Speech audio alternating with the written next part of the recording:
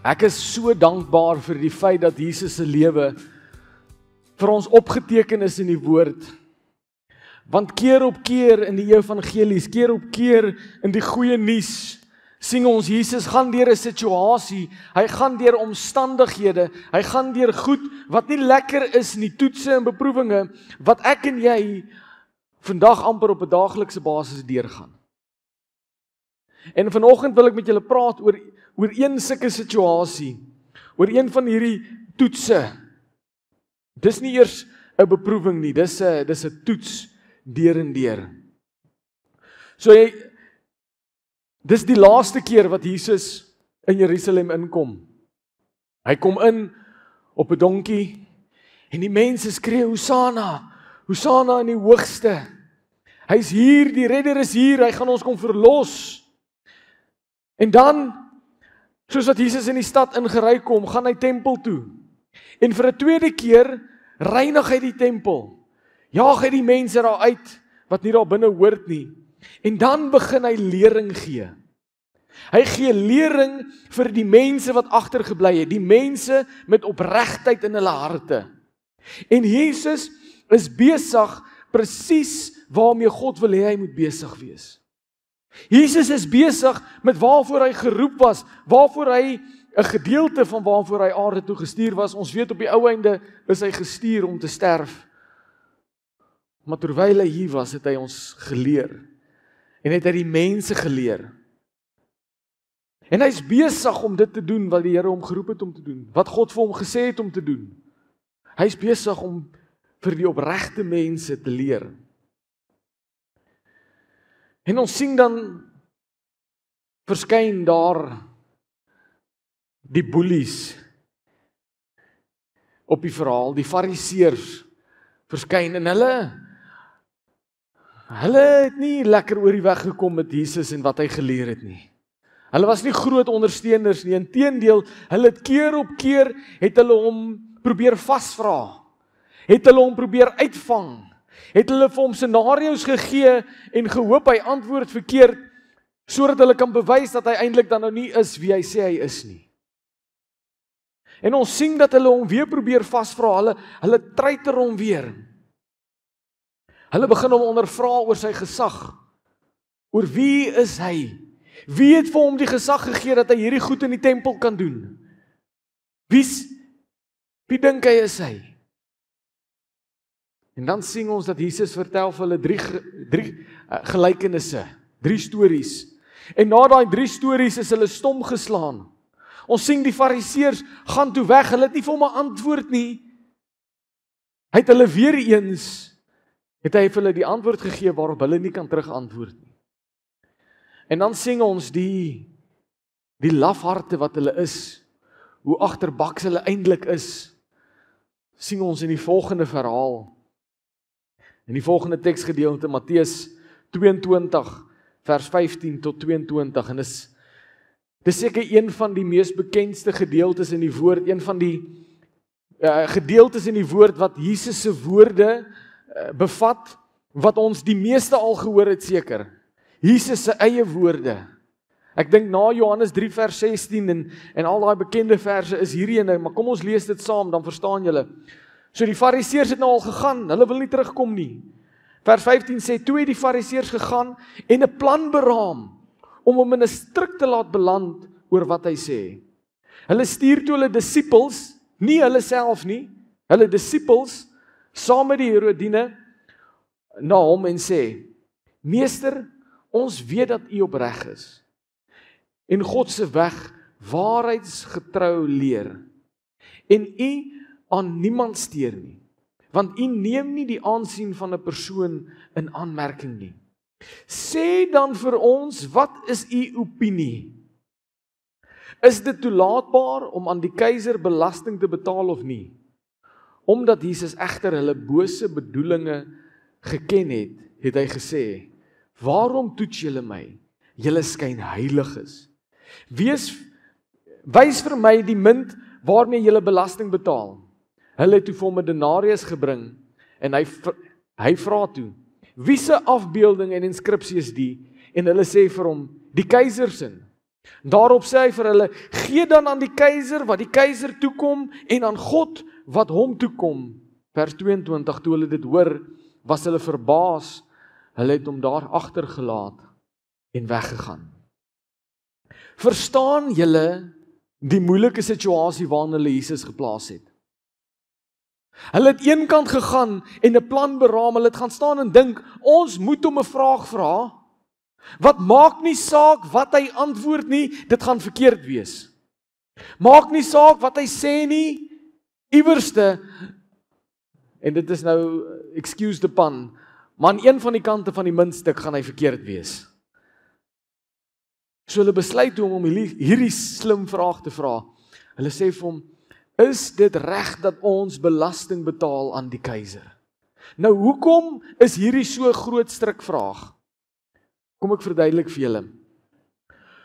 So aan die Jode se kant, aan die Fariseërs se kant en die disippels van die Fariseërs wat hy gestuur het, vra hulle die vraag, want as Jesus antwoord, ja, jy moet belasting betaal, dan verloor hy outomaties al die aansien van die Jode, want hulle het die belasting gehaat.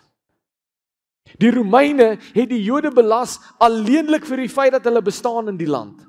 Of jy nou gewerk het of nie, of jy 'n inkomste gehad het of nie, jy moes belasting betaal net vir die feit dat jy in daai land bly. En die Jode het dit gehaat. Hulle moes muntstukke ronddra met 'n gesig op wat hulle nie aanbid nie. Die keiser van daai tyd en meeste van die keisers van daai tyd het self geglo dat hulle is die seuns van gode. Van hulle het self geglo hulle is gode. So nou dra hulle die afbeelde van valse gode in hulle sakke. Hulle het die stelsel gehad, so as Jesus hulle antwoord en sê, ja, julle moet belasting betaal, dan haat die Jode hom. Maar hulle was slim geweest, regtig baie slim. En hierdie is een van daai woorde wat ek dink, ons, insluitende myself, lees hom en gaan aan, want ek weet nie wat hy beteken nie. Maar daar was 'n groep mense saamgestuur, saam met die Fariseërs se disippels, die Herodiane. Weet julle wie's hulle? Dit was 'n Joodse politiese party gewees. As ons dit nou in vandag se terme moes opsom. Dit was 'n groep Jode gewees, maar die groep Jode was getrou aan die keiser gewees. Hulle het geglo en geondersteun die belastingstelsel. Hulle was amper soos die keiser se spioene en sy volgelinge. So die oomblik as Jesus gesê het, nee, julle moenie belasting betaal nie, dan het hulle hom gaan aankla by die keiser. En sou hy vervolg geword het en toegesluit geword het vir belastingontduiking en hy sou 10-1 doodgemaak geword het as gevolg van die rebellie dan wat hy teenoor die keiser gepleeg het. Sien julle die moeilike situasie waarin Jesus geplaas word? Maak nie saak wat hy antwoord nie, hy gaan verkeerd wees. So Jesus is werklik in 'n moeilike plek. Die plek wat lyk soos die regte keuse, gaan hom in die moeilikheid bring. Wat lyk soos die verkeerde keuse, gaan hom ook in die moeilikheid bring. En sien, die wêreld druk my en jou soms tot ook op daai plek. Hulle druk Jesus, die Fariseërs se disippels, die Fariseërs, die Herodiane, hulle druk hom. Hulle gee pressure. Hulle maak die lewe moeilik en ingewikkeld om te kyk, wanneer gaan hy vou? Wanneer gaan hy knak? Wanneer gaan hy ingee? Wanneer gaan hy iets verkeerd sê? Want die oomblik as hy iets verkeerd sê, dan het ons hom. Dan kan ons hom, die Engelse mense sou sê, discredit. Ons kan al die aansien wat hy opgebou het, die reputasie wat hy vir homself gemaak het, die bedreiging wat hy nou vir ons is, kan ons in 'n oomblik afbreek as hy verkeerd antwoord. En ek wil vir jou sê, die wêreld doen presies dieselfde met my en jou. Jy word nie verniet gedruk nie. Dit word nie verniet moeilik om jou nie. Jy voel nie verniet asof jy die heeltyd gedruk word en jy is millisekondes weg van die verkeerde keuse maak.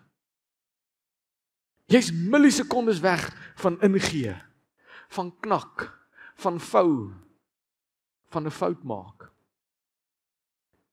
Of jy sê, dit is nie per toeval nie.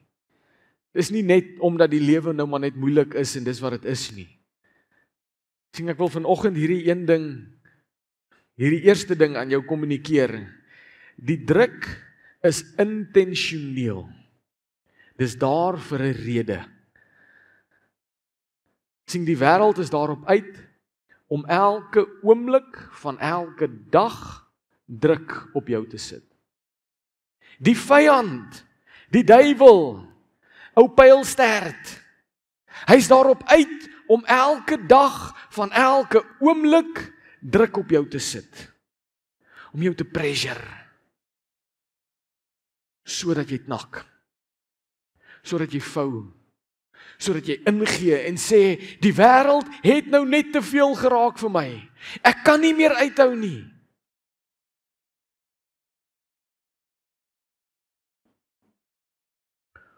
Om jou te laat voel dat jy die goed van hierdie wêreld nodig het om oukei te wees. Hy gaan jou druk tot op die punt waar jy voel dat ek moet 'n oplossing kry vir hierdie druk. Ek kan nie meer uithou nie. Iewerste moet die drukking laat gaan, iewerste moet dit uitkom. Iewerste moet ek kan uitlaat vir hierdie druk wat ek beleef van die wêreld af. En ons gaan nou daarby uitkom wat hierdie druk nou alles is. Hoor wat sê 1 Petrus 5 vers 8 tot 9. Dit sê, wees nugter, wees waaksaam. Julle teenstander, die duiwel, loop rond soos 'n brullende leeu op soek na wie hy kan verslind. Hom moet julle teenstaan, standvastig in die geloof, in die wete dat julle medegelowiges oor die hele wêreld dieselfde soort lyding verduur. Kan ons vanoggend nie naïef wees nie? Kan ons nie hier sit met klappe op ons oë en maak asof ons nie deur die wêreld en sy druk gaan nie?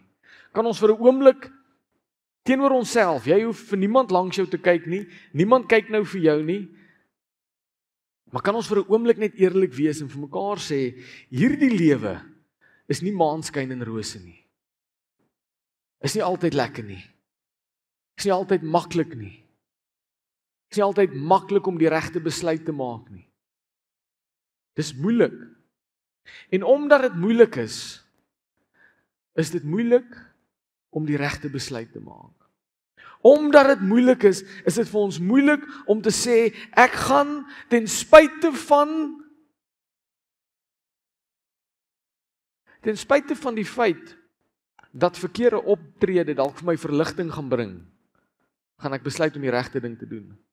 Ten spyte van die feit dat ek gaan moet lieg sodat daar vir my verligting is, gaan ek die regte ding doen. Want sien wat die vyand doen, is hy loop rond soos 'n brullende leeu op soek na wie hy kan verslind. Nou, as ek die geleentheid gehad het en die voorreg gehad het om die Bybel oor te skryf, sou ek dalk net 'n bietjie meer vleis aan daai teksgedeelte gesit het, sou ek dalk net bietjie meer verduidelik het. Maar ek glo dis hoekom die Here mense gekies het om die woord te verkondig. Weet jy hoe verslind die vyand jou? Hy loop nie tot by jou met 'n mond vol tande en dan byt hy 'n stuk uit jou kuit uit en hardloop met dit weg nie. Dis nie hoe dit werk nie. Hy kom hang hierdie worteltjie voor jou neus. Hierdie dingetjie wat so lekker lyk. En die oomblik as jy gryp daarna, dan het hy jou. En hy verslind jou van binne af. Dis die effek van sonde. Sonde verslind jou. Dit maak dat jy in die binnekant voel, ek is vernietig. Ek is in stukkies, ek is nie meer 'n mens nie, want die skuldgevoel vreet my op aan die binnekant.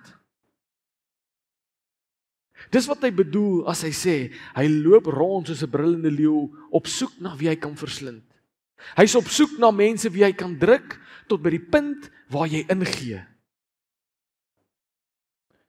Want die vyand wil jou forceer om sonde te doen.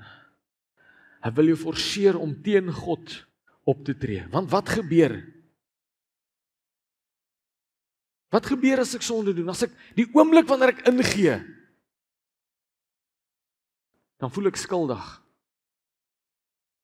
En die oomblik as ek skuldig voel, dan kom Sondagoggend, dan wil ek eerder die kombers oor my kop trek. Want ek wil nie gaan nie. Niemand daar weet wat het ek gedoen nie. Maar ek weet waardeur ek gegaan het. Ek weet wat ek gedoen het. En ek voel skuldig. En ek draai my gesig weg van God af, want as ek hom konfronteer, dan moet ek gekonfronteer word met dit wat binne my aangaan. En dis wat die vyand wil doen. Hy verslind daai verhouding, daai vrymoedigheid het, wat jy het om na God toe te gaan, as hy jou forceer om in te gee. Maar daar's 'n Engelse spreekwoord, Engelse slagspreuk, en daar's 'n Afrikaanse weergawe ook, maar die Engels tref net lekkerder. Dit sê, knowledge is power. Kennis, waar die Afrikaans klink ook lekker, kennis is krag. Kennis is krag. Weet jy, hoekom is daar so baie van ons wat verslind word deur die vyand? Hoekom is daar so baie van ons wat uit die kerk uitgehou word? Hoekom is daar so baie van ons wat nie meer 'n verhouding met die Vader het nie, wat nie meer bid nie? Is want ons weet nie wat is reg en wat is verkeerd nie. Ons kom nie in die woord waar God vir ons sê, hey, ek wil nie hê jy moet hierdie doen nie. Ek wil nie hê jy moet A, B en C doen nie. Ek wil nie hê jy moet vasgevang word in G en in D en in X, Y, Z en al die plekke nie. Ons weet nie. God sê verder in sy woord, my volk gaan ten gronde weens 'n gebrek aan kennis. As ons nie weet wat is verkeerd nie, en ons weet nie wat is reg nie, hoe gaan ons weet wat om te doen, en wat om nie te doen nie? As jy nie vir jou kinders leer, dis verkeerd om op die bed te spring nie, hoe gaan hy weet, dis verkeerd om op die bed te spring? Wie gaan vir hom sê? Niemand nie. Hy gaan moet leer, hy gaan moet weet, hy gaan moet hoor.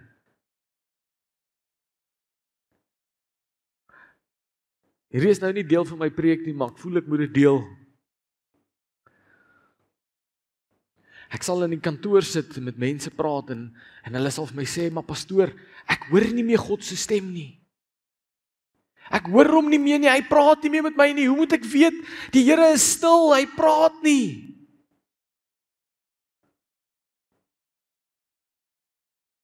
En dan moet ek myself keer. Want ek is nou in daai situasie is ek nou die beraader. Ek is nie die vriend nie. Ek is nie net Jacques nie, maar as ek net Jacques was, sou ek gesê het nonsens. Hoe bedoel jy hoor hom nie? Jy het sy woord. Jy hoor hom nie want jy lees nie. Hy praat met jou elke dag.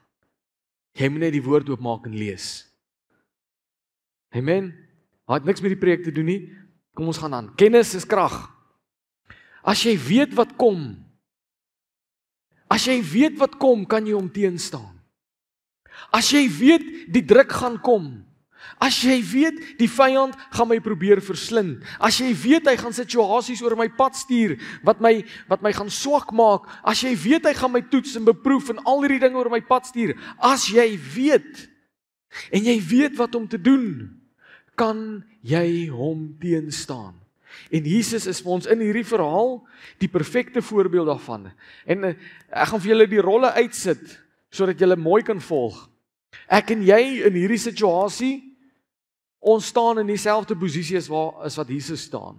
Die vyand in hierdie situasie is die Fariseërs. Hoor die interaksie tussen Jesus en die Fariseërs. Ek gaan weer vir ons lees vers 15 Toe het die Fariseërs gegaan en 'n plan beraam om hom in 'n stryk te laat beland oor wat hy sê. Die vyand is op soek, loop soos 'n brullende leeu, is besig om te beplan, om 'n stryk uit te dink oor hoe gaan hy jou vang. En hier is die stryk toe nou, hier is die plan. Hulle stuur toe hulle disippels saam met Herodine na hom en sê, Meester, ons weet dat u opreg is en God se weg waarheidsgetrou leer en u aan niemand steur nie, want u neem nie die aansien van persone in aanmerking nie. Man, die vyand is slinks. Skelm. Weet jy hoekom hierdie beproewinge oor jou pad? Met baie mooi woorde. Baie wat sou ou baas van Sewende Laan sê? Gevleelde woordjies. Ja, ek het ook Sewende Laan gekyk, ek is so jonk nie.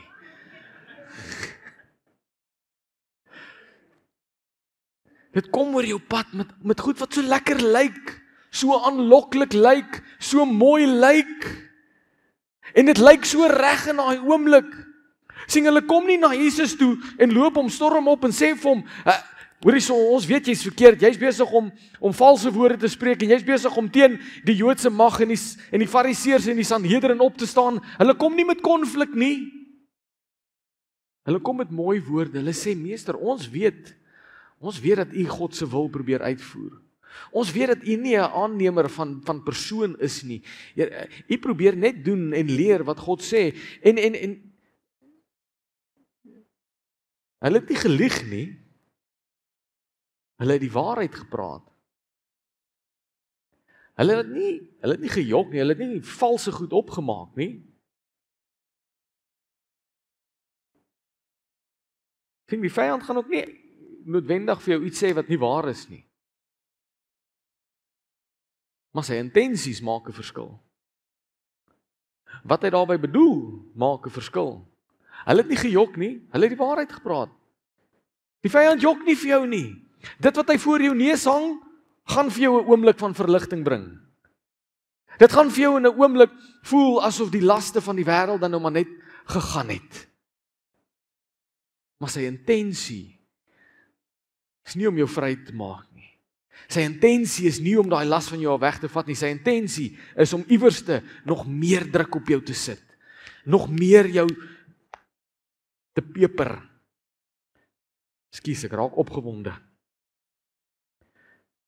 Maar Jesus sê vir hulle, en dan vra hulle vir hom die vraag, hulle sê dan vir ons, wat is u opinie? Is dit toelaatbaar om aan die keiser belasting te betaal of nie? In vers 18, Jesus het kennis gehad. Hy het geweet wat is die Fariseërs se intensies, hy het geweet hoe om te reageer, hy het geweet hoe om hierdie druk te hanteer en daarom kon hy dit reg doen. Vers 18 sê, omdat Jesus egter hulle bose bedoeling geken het, het hy gesê, waarom toets julle my? Julle skyn heilig is.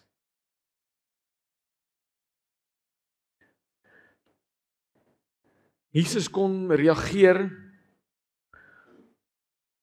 soos wat hy gereageer het, want hy het geweet dis 'n toets. Jy moet vanoggend jou oë oopmaak vir die werke van die vyand. Ons kan nie meer deur die lewe gaan met blinders. Wat noem mense hierdie goed wat hulle op 'n perd sit? Oogklappe. Dit klink net te eenvoudig, dit klink asof daar 'n groter naam moet wees. Ons kan nie deur die lewe gaan met oogklappe nie. Petrus sê, wees waaksaam. Hou jou oë oop. Kyk, die vyand is op pad. Wees wakker, hy gaan kom. En hy gaan jou toets. Sien, as daai geld voor jou op die tafel net daar lê en niemand sien dit nie, gaan die toets kom. Want dit is maklik om in jou sak te steek. As die klok nog nie 5 uur geslaan het nie, maar die baas is nie by die werk nie, so hy gaan nie weet as ek vroeg gaan nie, gaan die toets oor jou pad kom. As die antwoorde vir daai toets waarvoor jy nie kon geleer het nie, toevallig jou pad langs kom, gaan die toets daar wees, die werklike toets gaan daar wees. Gaan jy verneek op die toets of nie?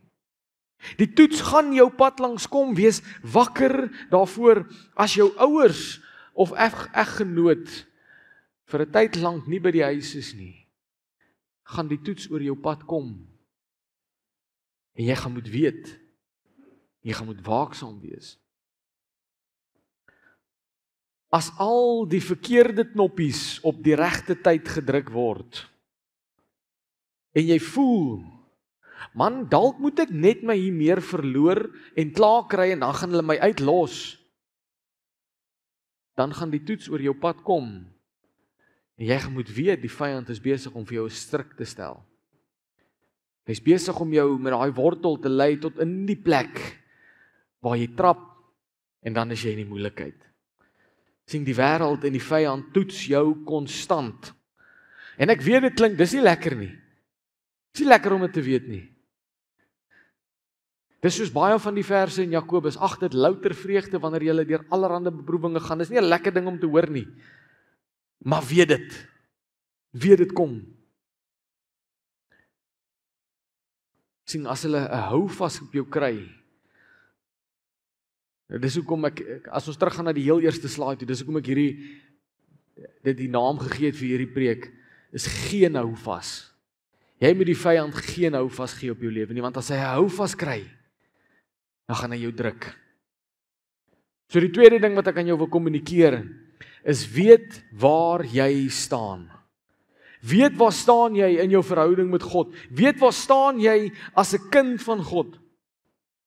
Ek sê dis maklik om foute te maak wat die vyand wil hê ek moet maak, as ek nie weet waar ek staan nie. As ek nie weet wat is my erfporsie en my reg nie. As ek nie weet wat is reg en verkeerd nie, hoe gaan ek weet waarmee myself besig te hou? As jy nooit 'n kind leer wat verkeerd is nie, hoe moet hy weet? Sien, en Jesus maak hierdie kardinale stelling in hierdie teksgedeelte. En dit is wat gemaak het dat hy hierdie geveg, hierdie debat met die fariseërs gewen het. Hoor wat sê hy, vers 19, hy sê, wys my die munt waarmee julle belasting betaal. Hulle het vir hom 'n denarius gebring. 'n Denarius in daai tyd sal julle sien is het so gelyk. Was 'n muntstuk met die gesig of die kop van die keiser van daai tyd. Nou daar was ander keisers wat dan nou in die agterkant sou hulle 'n beeld insit van die keiser op die troon om te simboliseer dat hy die hoogste gesag is, die hoogste mag. So hulle trap toe nou in die stryk wat Jesus vir hulle stel. Hy sê, wys vir my die munt waarmee jy belasting betaal. En hulle gee vir hom so 'n muntstuk. En hy vra hulle toe, wie se afbeelding en inskripsie is die? En hulle sê vir hom, dis die keiser se.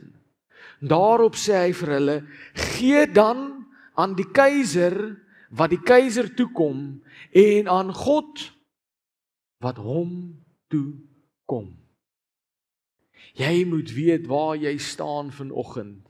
Jy moet weet wat behoort aan die keiser, wat kom die keiser toe, en wat behoort aan God, en wat kom God toe. En ek wil nie jou babbel bars nie. Jy sit nie hier vanoggend op hierdie lieflike, sagte, rooi banke en behoort alleenlik aan God in hierdie oomblik nie. Jy het nog 'n vlees wat op hierdie aarde woon, wat behoort aan die regering wat bo jou aangestel is in hierdie dag. Jy gaan moet weet wat om aan die keiser te gee, en jy gaan moet weet wat om aan God te gee. Sien, hier is die ding wat jy moet besef, en wat hierdie teksgedeelte vir jou gaan laat sin maak. Dat jy, hier waar jy sit vanoggend, het dubbele burgerskap. Jy is 'n Suid-Afrikaanse, sowel as 'n hemelse burger. En die een skakel nie die ander een uit nie. Die een maak nie dat ek die ander een heeltemal en totaal en al hoef af te skryf nie. Dis nie hoe dit werk nie, dis nie wat Jesus hier vir die mense sê nie. Onthou, hy's besig om met Jode te praat. Hy's besig om met mense te praat wat in God glo. Hy's nie besig om met heidene te praat wat alleenlik aan die staat behoort het en nie aan God nie. Hy praat met Jode, hy sê, julle Jode, gee aan die keiser wat die keiser toekom, en aan God wat God toekom. Wees gehoorsaam aan albei kante. Verstaan julle dit? Hoor wat sê Romeine 13 vers 1 en 2. Hy sê, laat elke mens onderdanig wees aan die gesaghebbers wat oor hom aangestel is, want daar is geen gesag wat nie van God afkomstig is nie. Kan ek jou babbel dalk nog een keer bars vanoggend, en ek weet nie hoeveel keer nog nie. Maar die regering waaronder ek en jy is vandag, is deur God aangestel. En julle kan julle oë trek en dink, ek weet nie, hè? Hulle maak foute. Ek sê nie hulle is perfek nie. Ek sê nie hulle doen alles reg nie. Ek sê net, volgens die woord, as God hulle nie daar wou gehaat het nie, sou hulle nie daar wees nie. Maar omdat hulle daar is omdat God hulle daar aangestel het. Tot watter doel, weet ons nie. Johannes sê, ons verstaan nou ten dele, eendag sal ons ten volle verstaan. Hy sê, en die wat wel is deur God ingestel. Vers 2 sê, wie die gesag teenstaan, verset hulle dus teen die instelling van God. Ons is baie vinnig om te sê, nee, hierdie gate in die pad gaan maak dat ek gaan my belasting terughou om vir my nuwe bande op te sit. Nee, hulle kos my geld en hulle wil nog belasting vra. Kan jy dit glo? En ons is almal skuldig hieraan, want ek het dit self al gesê. Jy weet, ek gaan uitwerk, hoeveel het 3 dae se krag my gekos, en omdat die krag vir 3 dae af is, gaan ek dit aftrek van my rekening af. Ja, julle lag, want julle weet, Jesus sê, as dit aan die keiser behoort, gee dit aan die keiser. As jy jou beursie het en jy het 'n nood in hom, moenie worry nie, ek gaan nie vra vir hom nie, ek gaan net vra dat jy kyk na hom. Wie se gesig is daarop? Gee aan hom terug wat aan hom behoort. Jy is gemaak om 'n voorbeeld te wees. Jy is gemaak om onderdanig te wees. Jy is gemaak om 'n kind van God te wees. God stel die owerhede aan. En omdat hulle nie reg is nie, omdat hulle foute maak, omdat hulle skelm is, omdat hulle nie altyd die beste besluite maak nie, en omdat ons soms wonder, ek weet nie eens, ek wonder nie meer wat hulle dink nie, ek wonder of hulle dink. Dit verskoon jou nie. 'n oog vir 'n oog maak die wêreld blind. As ek dan nou gaan verkeerd doen, want hulle doen verkeerd, gaan ons albei nie in die hemel bring nie. Gaan ons albei na 'n ander plek toe vat. Sien, die muntstuk behoort aan die keiser. En ek het hierdie getik, en ek wil met julle eerlik wees, met baie opstandigheid in my hart. Jou teenwoordigheid in hierdie land, jou voorreg om hier te woon, kom teen 'n prys. Aanvaar dit. Dit help nie ons skop en beklei en staan op teen die regering en wat hulle vereis nie. Jy bly in 'n land waar jy nog kan kerk toe kom sonder om vervolg te word. Jy bly nog in 'n land waar jy in 'n winkel kan instap en vir jou 'n Bybel gaan koop. Jy bly in 'n land waar jy nie vermoor word vir dit wat jy glo nie. Dis 'n voorreg.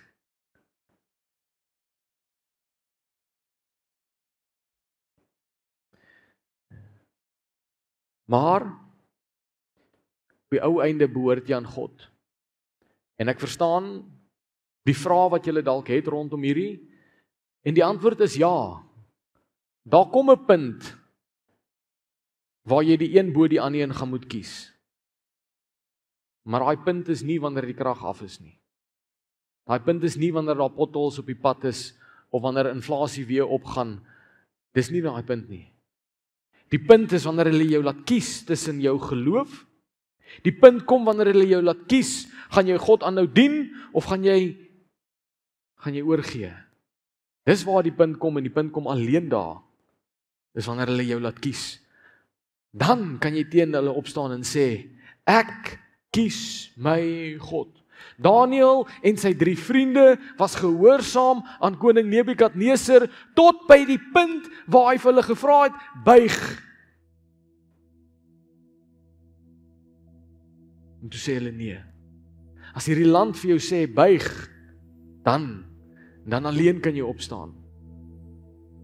Want jou eerste belange is by jou hemelse burgerskap en die verwagtinge wat daarmee saamkom. En dan die derde ding, en hierdie is baie belangrik, en ek wil hê ons moet, as ons hierdie ding besef, man, jy gaan vir jouself baie moeilikheid spaar in die toekoms vorentoe. Integriteit verwyder die angel. Kom ek verduidelik vir julle. Sien, hier is hoekom dit belangrik is om reg op te tree. Hier is hoekom dit belangrik is om aan die keiser terug te gee wat hom toekom. Hier is dit hoekom dit belangrik is om te doen wat God van jou vra, om te leef soos wat hy van jou verwag. Hier is hoekom. Vers 22 van Matteus 22. Toe hulle dit hoor, was hulle verbaas, hulle het hom agtergelaat en weggegaan. Sien, daar gaan 'n punt in jou lewe kom wat jy getoets word. Daar gaan 'n punt in jou lewe kom wat die mense gaan kom begin krap en hulle gaan jou wil kom beskuldig van goed wat of waar is of nie waar is nie. Maar hoe jy opgetree het, gaan die uitkoms bepaal. As hulle krap en hulle vind jou beskuldig en hulle vind jou skuldig, dan gaan jy die klippe moet kou wat daarmee saamkom. Want hulle het nou iets. Sien, dalk moet jy nog op daai punt kom waar jy getoets gaan word, maar dit kom. Soos terug by Petrus, 1 Petrus 2 vers 12 sê, gedra julle goed onder wie? Gedra julle goed onder God? Gedra julle goed onder die kerkmense? Gedra julle goed onder die liggaam of die gelowiges? Gedra julle goed onder die heidene? Onder die mense daar buite wat nie glo nie, gedra julle goed. Hier is hoekom, sodat hulle, wanneer hulle julle beswadder, asof julle misdadiger is, wanneer dit daai dag kom, waar hulle jou beskuldig van alles wat jy verkeerd gedoen het in hulle oë, wanneer daai dag kom, asof julle misdadigers is, God op die dag van besoeking kan verheerlik, omdat hulle julle goeie dade gesien het. Petrus sê nie as nie, hy sê wanneer hulle julle beswadder. Sien, die wêreld kom met beskuldigings wat klink soos hierdie. Ja, maar jy. Of ja, maar julle Christene. Ja, maar julle kinders van God. Ja, maar jy.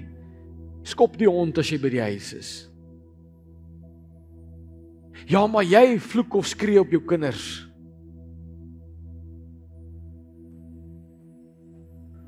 Ja, maar jy gryp na die bottel. Ja, maar jy slaap nie in die aande by die huis nie. Ja, maar jy betaal nie belasting nie. Ja, maar jy praat soos 'n matroos. Dis die beskuldigings waarmee hulle gaan kom. Ja, maar jy jaag in die strate. Ja, maar jy sit in die kring van die spotters. Wandel in die raad van die goddelose, staan op die weg van die sonders. Ja, maar jy is redelik mislik. wat ook al jou beskuldiging is, en jy weet wat dit is, ek hoef dit nie vir jou uit te wys nie. Sit dit daar agter, ja, maar jy. Hulle gaan kom met daai beskuldiginge. Hulle gaan aan jou deur kom klop. Hulle gaan vir jou sê, ja, maar jy, hoekom? Want dieselfde wat hulle met Jesus gedoen het, hulle wou hom discredit. Hulle wou die aansien wat hy opgebou het, die waaragtigheid wou hulle afbreek. En dis wat die wêreld gaan kom doen, hulle gaan wil kom afbreek doen aan wat jy opgebou het. So die dag gaan kom.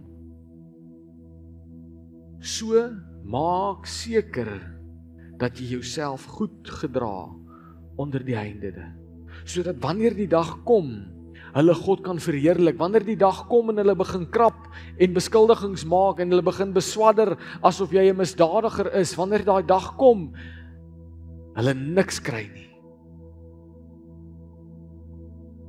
En hulle dan kan sien, maar werklik daar is iets anderste in die persoon. Die persoon stry nie teen die regering nie, hy betaal sy belasting. Die persoon verloor nie sy meer en vloek en skree op sy gesin en sy familie en hanteer hulle hart nie. Nee, hierdie persoon bly geduldig en kalm al is hulle verkeerd. Nee, hierdie persoon gryp nie na die verlossing wat die wêreld bied nie. Hy gaan na sy binnekamer toe. Wanneer daai dag kom en hulle krap jou lewe oop en hulle vlek dit oop, wil ek die vraag vir jou vra vanoggend. Wat gaan hulle kry? Wat gaan hulle kry? Daar's 'n baie mooi vers as dit vir iemand anders te bedoel is, maar dit is nie so lekker as dit vir jou bedoel is nie. Dit sê, wat in die duisternis gedoen word, sal in die lig geopenbaar word. Moenie dink, omdat net jy daarvan weet, niemand gaan uitvind nie.